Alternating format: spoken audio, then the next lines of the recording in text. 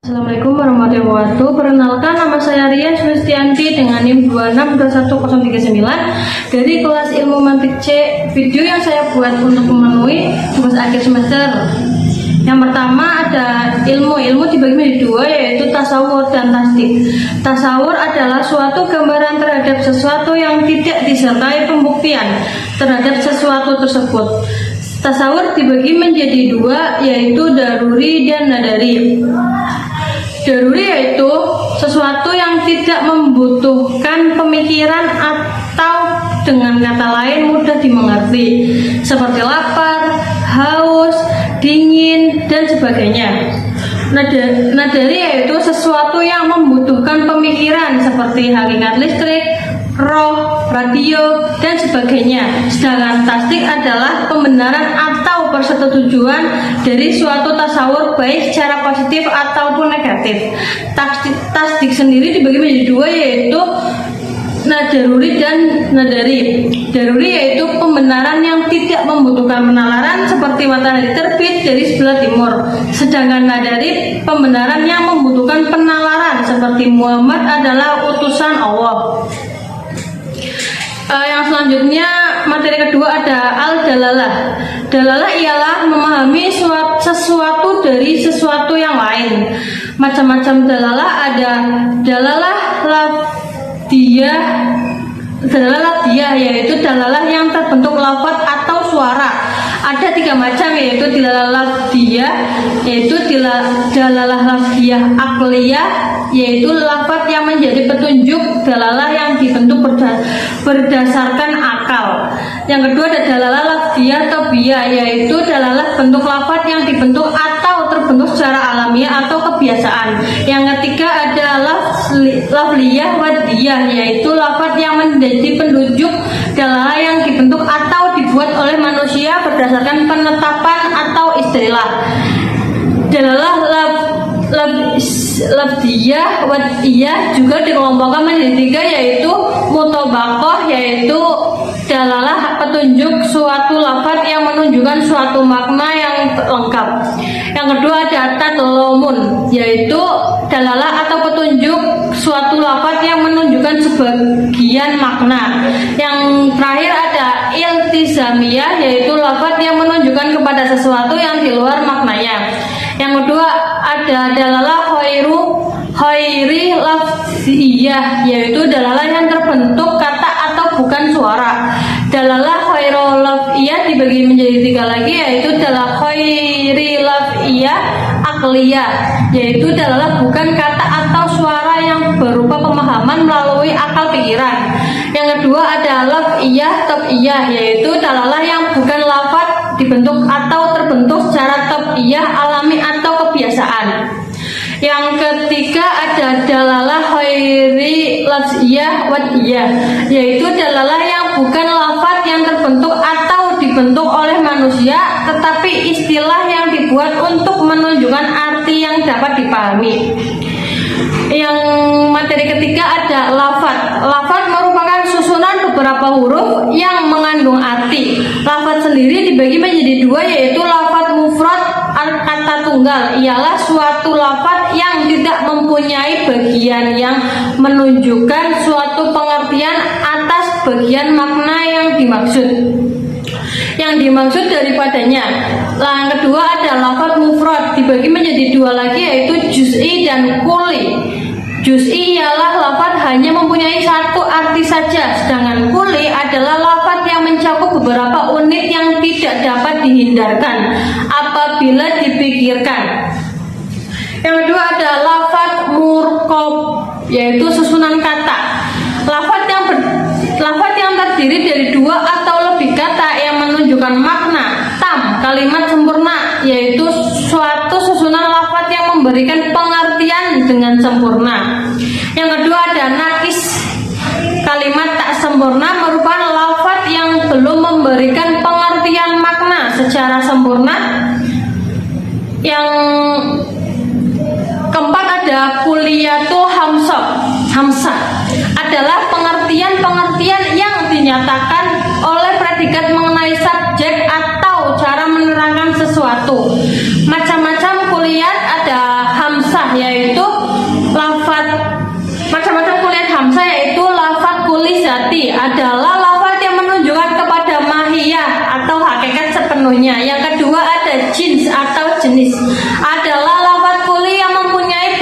jenis substansinya si hakikat yang berbeda dan terdapat persamaan.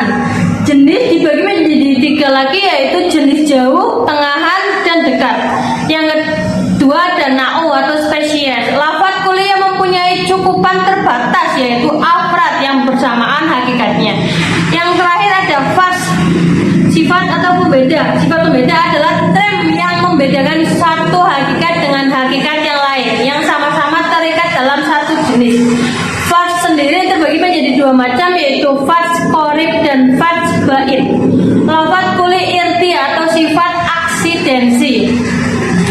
Lafaz ini terbagi menjadi 2, yaitu khosah propi. Sifat khusus adalah sifat atau sejumlah sifat yang dimiliki secara khusus oleh hakikat-hakikatnya yang sama. Ardaul am, sifat umum adalah perkara kuli di luar hakikat mahiyah yang mengarah pada hakikat itu sendiri dan pada hakikat yang lain. Dikelompokkan menjadi 2 lagi, yaitu lazim, sifat yang melekat, dan mufarak, sifat yang tidak melekat. Selanjutnya di materi kelima ada takrif. Dapat disamakan pengertiannya dengan rumusan pengertian atau definisi dalam bahasa Indonesia. Takrif sendiri dibagi menjadi 4, yaitu takrif lafaz, takrif lafaz, yaitu takrif suatu lafaz dengan menggunakan lafaz yang lain yang artinya sama guna memperjelas bagi pendengar. Yang kedua ada takrif tanbih, yaitu takrif yang membawa gambaran atau suatu hayalan pada pendengar yang terlupa pada waktu itu, atau untuk mengembalikan ingatan atau mengingatkan sesuatu. Yang ketiga ada takrif ismi, yaitu untuk menjelaskan tentang hakikat yang masih dalam anggapan perkiraan dan belum jelas masaknya dalam kenyataan. Yang terakhir ada takrif hakiki, yaitu untuk menguraikan suatu hakikat di mana musadaqnya telah ada dalam kenyataan. Dalam takrif hakiki menjadi 2 macam, yaitu bilhad adalah takrif yang semua atau sebagiannya hanya memakai kuli satu saja. Yang kedua ada takrif bilhad, ada 2 macam, yaitu had tam dan had nakis. Bil rasmi adalah takrif yang menggunakan sebagian kuli zati dan sebagiannya menggunakan kuli irti. Takrif bil rasmi ada 2 lagi, yaitu rasem tam dan ras nakis. Syarat-syarat takrif yaitu yang pertama harus jamik, artinya harus masuk, yaitu harus meliputi seluruh cakupan dalam takrif. Yang kedua ada harus manik, artinya harus menolak atau menyangkal, yaitu harus menyangkal segala sesuatu yang harus termasuk jangkauan dari takrif. Yang ketiga ada tidak boleh memicu kemustahilan, mengandung daur atau tasalul atau diantara 2 yang bertentangan. Yang keempat ada harus lebih jelas dan mudah diterima, yaitu logis, karena guna takrif adalah untuk memperjelas pengertian. Nah, selanjutnya ada materi kismah. Kismah adalah suatu proses pembagian dari suatu mafhum universal dalam bagian-bagian yang berbeda dalam cakupannya dan berbeda antara satu sama lain. Syarat pokok dalam membangun kismah. Yang pertama ada kismah yang berwujud pengumpulan segala macam yang dibagi dan melarang masuk atau diikut sertakannya segala jenis pembagian lain di luar pembagian yang telah disebutkan. Yang kedua ada tindaklah berwujud masadok salah satu dari pembagian masadok yang lainnya. Yang ketiga ada tersusun dari salah satu asas atau pondasi macam-macam kismah. Yang pertama ada kismah tobiyah. Kismah adalah pembagian sesuatu ke dalam bagian-bagian pembentuknya, artinya yang terbagi dari sesuatu yang di dalam pembagian, yaitu materi bukan makna. Yang kedua ada kismah mantikiyah. Kismah merupakan pembagian dari suatu mafhum universal ke dalam bagian-bagian yang berbeda dalam cakupannya yang berbeda satu sama lain. Metode dalam pembangunan kismah yang pertama ada takrikot al-kismah as-sunai